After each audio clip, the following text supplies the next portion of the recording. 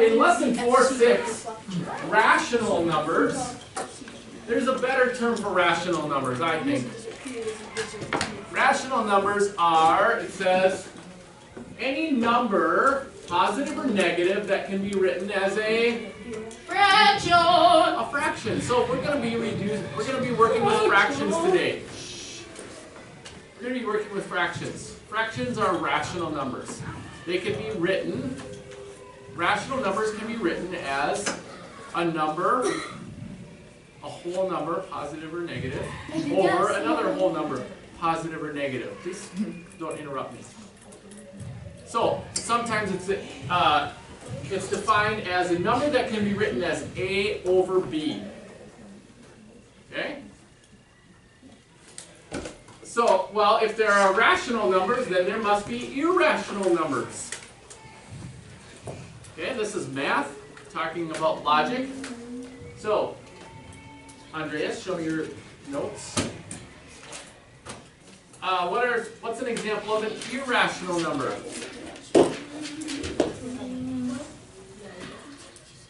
Isn't it like when you have like 12 over like 2 or something? No, that's a whole number. That can be written. Oh. Irrational numbers. Johnny? Isn't it the square root of -1? Yeah, so a square, well, that's a non-real number, I don't think. Oh. I think that's a non-real number. It's the same thing. Okay? An irrational number is a real number. Okay? But it's like a decimal that doesn't end, and it goes on. So you cannot write it as a whole number over another whole number. It's a non-repeating, non-terminating, terminating means ending. It's a non-repeating, non-terminating decimal, like this. Pi. Okay? We round, oftentimes we round pi to 3.14, but if you push the pi button on your calculator, the digits go on and on and on, and then you run out of space. Are they do they repeat, or are they random? Is pi a repeating decimal? Yeah. Or are the numbers random? Random. Repetitive. They're repeat. What's the pattern? I think there's like Is- a pattern of. Why don't you check before you guess?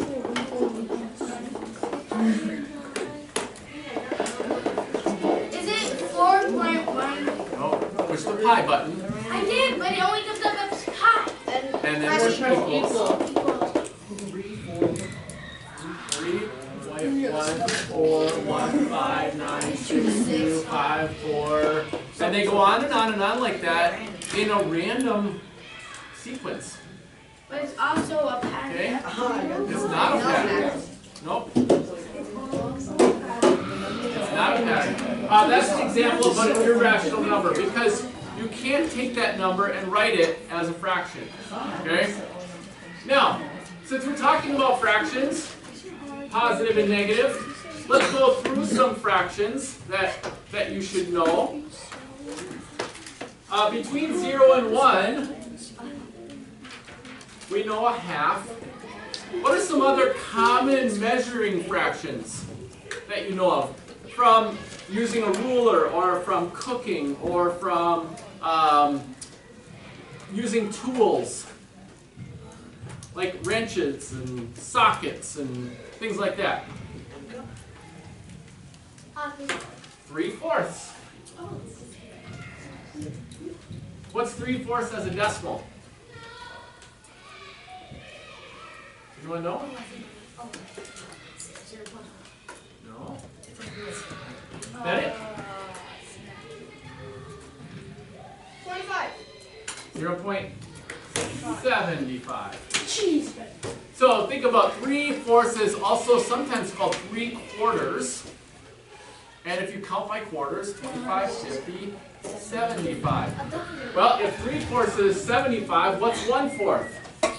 25. 25. So write that one down.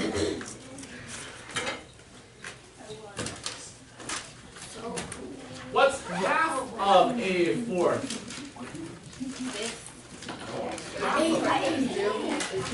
Yeah, an eighth. 1/8. Or what's half of 0.25?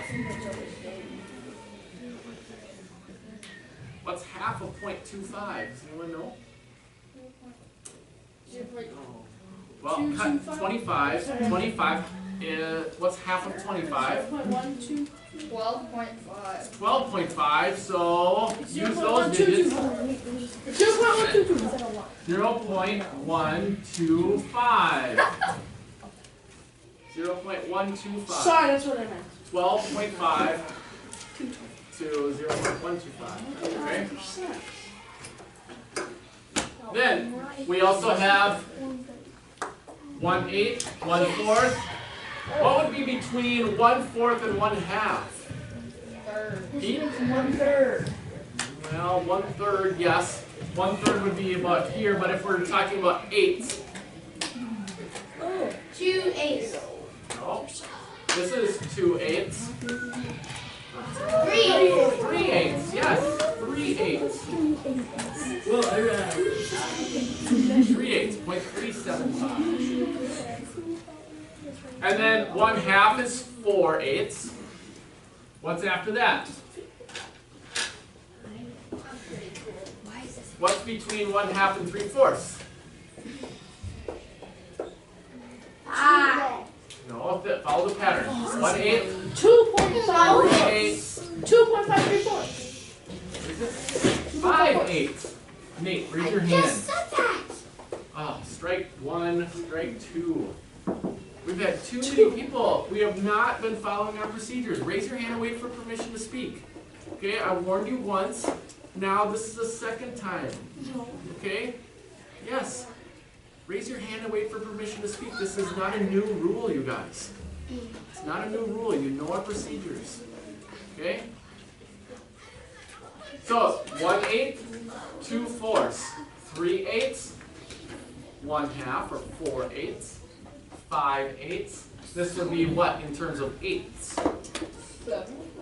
No, what comes after 5? 6/8. Then what? Abby? 7/8. Good. And then 1. Or what's 1 as a fraction in eighths? 8/8. Yeah, very good. 8/8. Yep. Now, what about negatives then? Well, it's the same thing, but in reverse order. So, if this is negative 1/8, and this is negative 7/8, which one is less? Trevor? Negative 7/8 is less than negative 1/8. It's further to the left. And one of the things you're going to have to do is put fractions in order from least to greatest. In negatives, positives and negatives. So remember, in fractions, if the value is higher and it's negative, or it has a higher absolute value, remember that's the distance from the number to 0, then it's less. If it's further to the left on the number line, it's less. Which one is less? Negative 7/8 or negative 1/2? Raise your hand, Raiden. You have to remember that, okay? You have to keep that if you do that again. Yeah, negative 7/8 is less than negative 1/2. Yep. How about negative 3/4? Where would negative 3/4 go?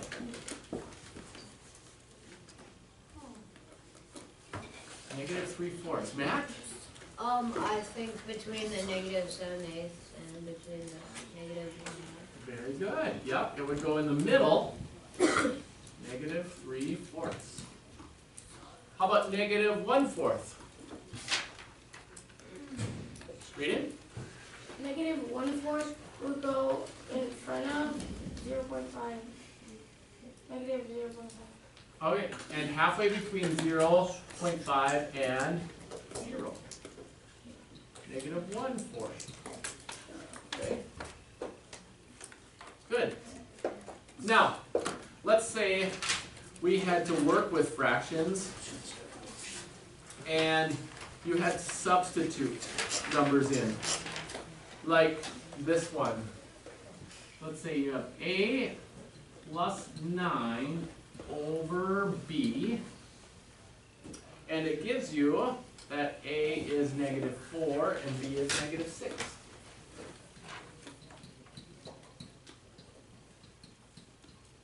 What would you do with that? How would you simplify that?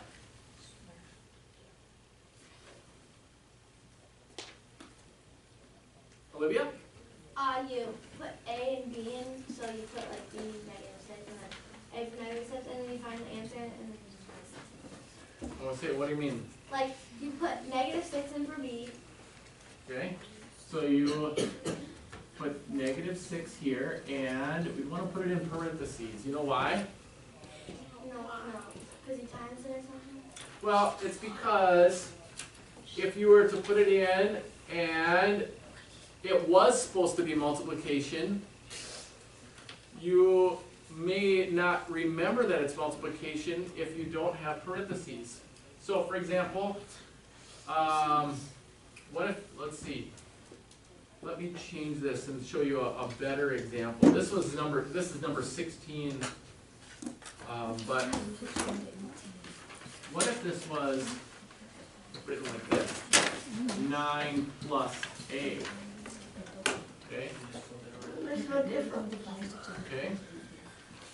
And then you wrote 9.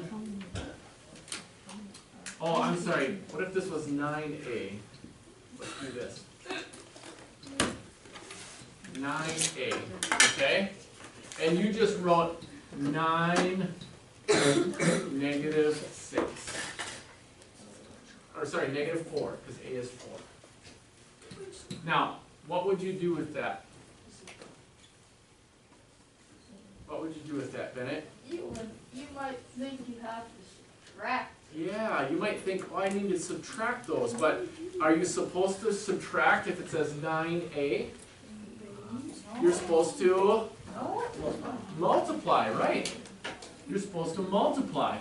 So you have to put parentheses there to show you have to do 9 times negative 4, which is negative 36, over negative 6, which equals 1 and 6.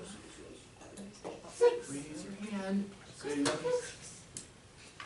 Raise your hand. Okay, you have it? Negative divided by negative is positive 6. That's positive 6. Okay? So the parentheses, when you substitute, parentheses show multiplication. Anytime you have multiplication, you have to use parentheses, okay? Let's look at your assignment for today. So go to the reteaching side.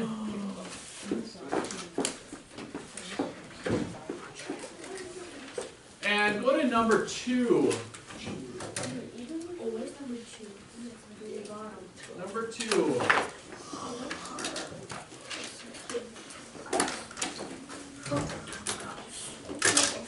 Number 2 says m minus n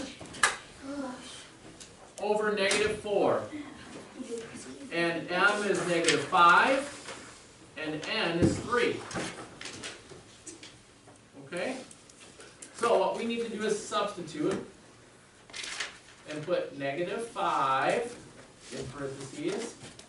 Then we have to use the minus that's there. We have to keep that minus and then put 3 over negative 4. Now, what's negative 5 minus 3? What's negative 5 minus 3, Tyler? Negative 8. Good, it's negative 8.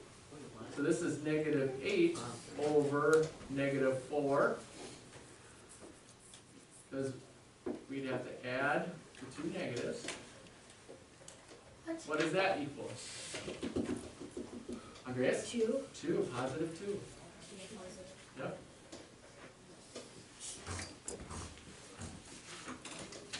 How about number 4? Did you say positive 2? Raise your hand, Raiden. Number 4. H is 4 over h squared. So now 4 squared minus Somebody's phone just ringing, sir. 2. Then we have to simplify again. So 4 over, what's 4 squared? 16 minus, or plus negative 2. And we have to simplify that. 4 over 14, and then simplify that. 2 over 7. So you can see when we're substituting these, you really have to think about and take these step by step. Okay? Do the rest. 6 through 14 evens.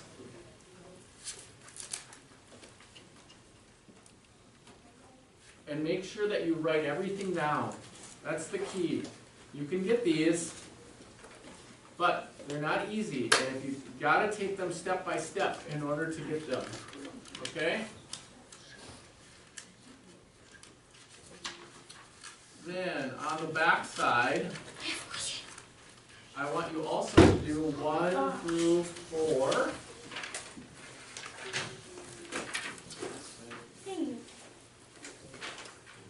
And 15.